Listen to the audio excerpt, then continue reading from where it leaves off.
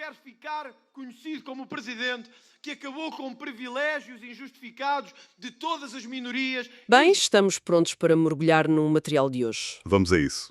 O nosso ponto de partida é um artigo de comunicação que relata, à primeira vista, um simples ato de campanha. O candidato presidencial André Ventura a vestir um casaco militar num almoço com ex-combatentes. Mas, claro, a coisa não é assim tão simples. Raramente é. A reação a este gesto, principalmente o almirante Gouveia e Melo, transformou isto em algo muito, muito maior. Exato. A nossa missão aqui, é desconstruir não só o evento em si, mas o choque de simbolismos que ele representa. E que choque. O que temos aqui é uma colisão de mundos que, em democracia, se querem separados. O político e o militar. Exatamente.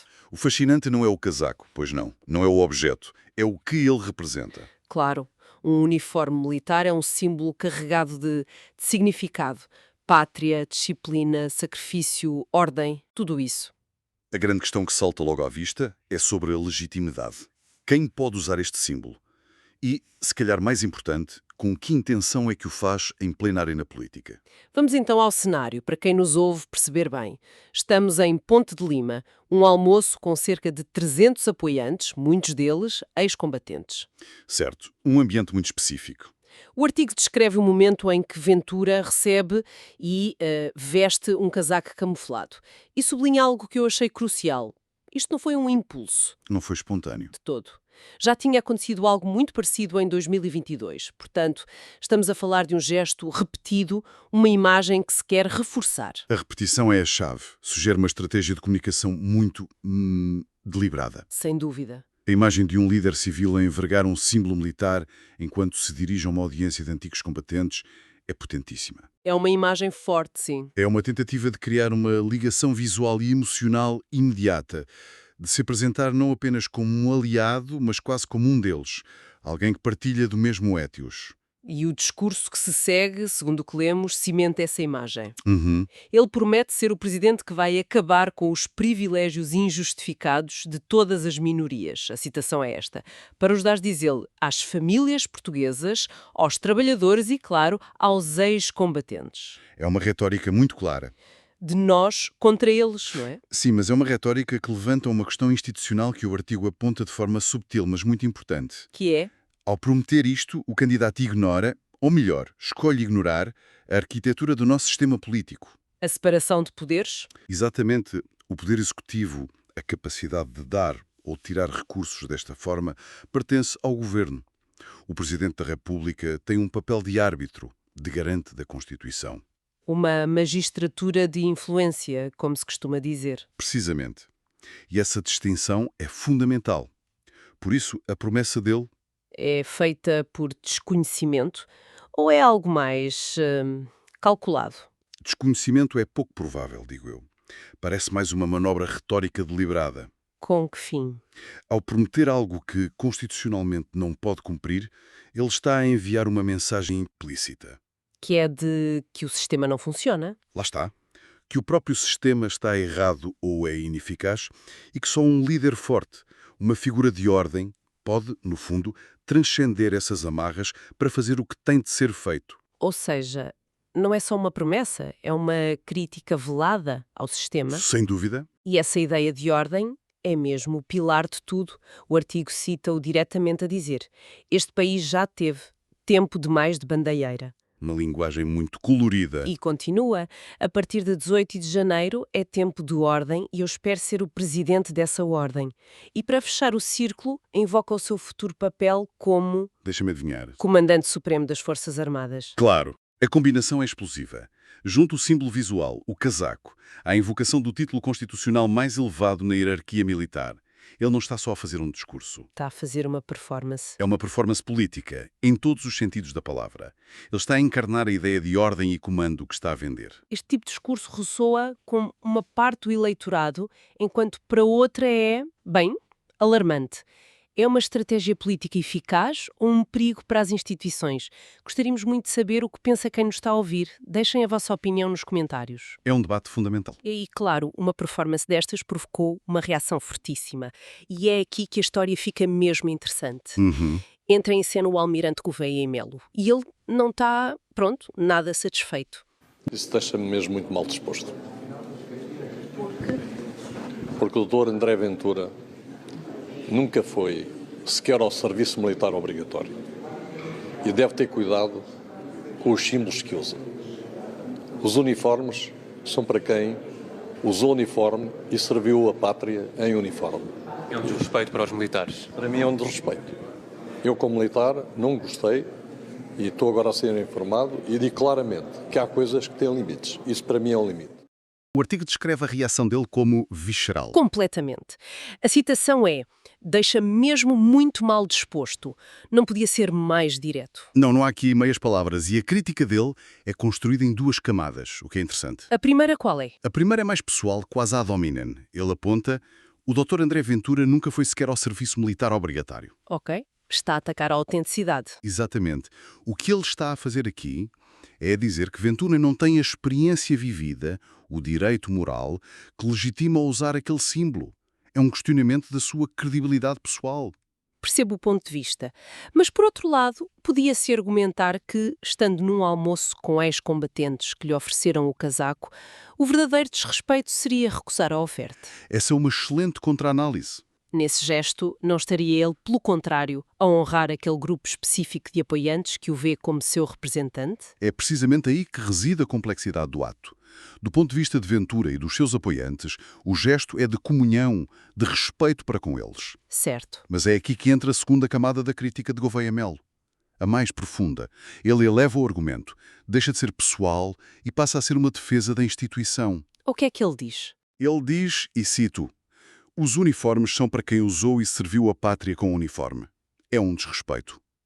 Ou seja, ele está a dizer que o uniforme não pertence aos indivíduos que o vestiram, mas sim à instituição, às Forças Armadas como um todo. Exatamente. E que o seu uso num comício político contamina o símbolo. Desvaloriza-o. Desvalorizam, apropria-se dele indevidamente.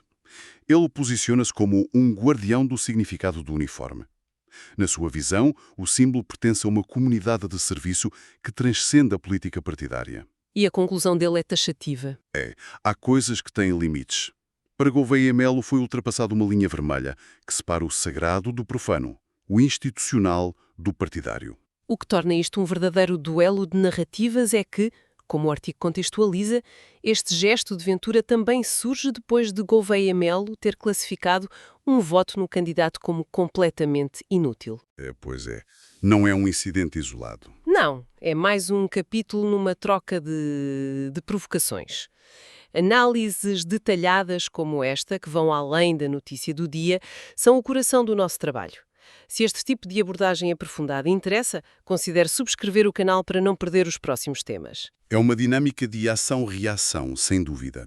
Um militar topo com o capital de credibilidade que Gouveia e Melo construiu. Durante a pandemia, sobretudo? Sim. Faz uma incursão na arena política com uma opinião forte. O político responde não só com palavras, mas com um ato simbólico que visa precisamente a instituição que o almirante representa. E o almirante reage, defendendo a instituição. Estamos a assistir a uma disputa pública pela narrativa sobre o que as Forças Armadas representam e quem tem o direito de invocar os seus símbolos. É fascinante. E essa disputa, se nos afastarmos um pouco do caso específico, diz muito sobre o clima político atual. Porque é que, de repente, um casaco camuflado gera um debate nacional com esta intensidade? O que é que isso revela sobre nós? Revela que estamos a viver um momento de grande fluidez sobre o significado dos símbolos nacionais. O que estamos a testemunhar não é uma disputa por um casaco. É por algo maior. É uma luta pela própria definição do que significa ser patriota em Portugal no século XXI. Ao usar o uniforme, Ventura está a projetar uma mensagem de que o seu lado é o dos verdadeiros guardiões dos valores da nação, da ordem, da autoridade. E a resposta de Gouveia e Melo é uma tentativa de reclamar essa definição. No fundo é como se dissesse, não, essa honra e esse simbolismo pertencem a quem serviu de facto, não a quem os usa como um adereço de campanha. Precisamente. E quem está no meio é forçado a escolher uma destas definições de patriotismo. E este fenómeno não é exclusivo nosso, pois não? De todo. Vemos dinâmicas muito semelhantes noutras democracias. Nos Estados Unidos, a forma como os políticos se posicionam em relação à bandeira ou aos veteranos é um campo de batalha constante. No Brasil, a apropriação dos símbolos nacionais, das cores da bandeira, por um setor político, foi uma das marcas do ciclo eleitoral recente. Parece ser uma estratégia de populismos de direita em vários locais. Que estratégia é essa, em traços gerais? É a tentativa de se fundirem com os símbolos do Estado para se apresentarem como a única encarnação legítima da nação. O que é uma estratégia de alto risco, porque ao fazer isso, um candidato não só atrai quem se identifica com essa demonstração de autoridade, Mas também aliena e assusta profundamente quem vê nessa apropriação um sinal de autoritarismo, um desrespeito pelas fronteiras democráticas. no fundo, é um gesto que, por definição, polariza. Sem dúvida. Ele força uma divisão, e a potência do símbolo militar vem daí, evoca conceitos primordiais com um apelo emocional imenso: ordem, disciplina, sacrifício, pátria. Conceitos muito fortes. Numa era de percepção de crise, de incerteza, a promessa de uma liderança forte, quase marcial, pode ser muito sedutora para uma fatia do eleitorado, que anseia por soluções claras e pulso firme. O uniforme é um atalho visual para essa mensagem. A questão de onde traçar a fronteira é complexa. Onde termina a liberdade de expressão e começa o desrespeito institucional? Partilhem as vossas reflexões connosco nos comentários. É a pergunta de $1 milhão. Portanto, resumindo o que analisamos, temos um ato político com múltiplas camadas. Por um lado, é um aceno a uma base de apoio específica, os ex-combatentes. Por outro, é uma projeção de uma imagem de presidente da ordem para todo o país. E, finalmente, é uma resposta direta a uma figura crítica, o almirante Gouveia e Mel. E do outro lado da barricada, temos a defesa intransigente da neutralidade e da santidade dos símbolos militares. Uma boa palavra, santidade. Uma visão de que as Forças Armadas servem o Estado português, não um partido ou um candidato.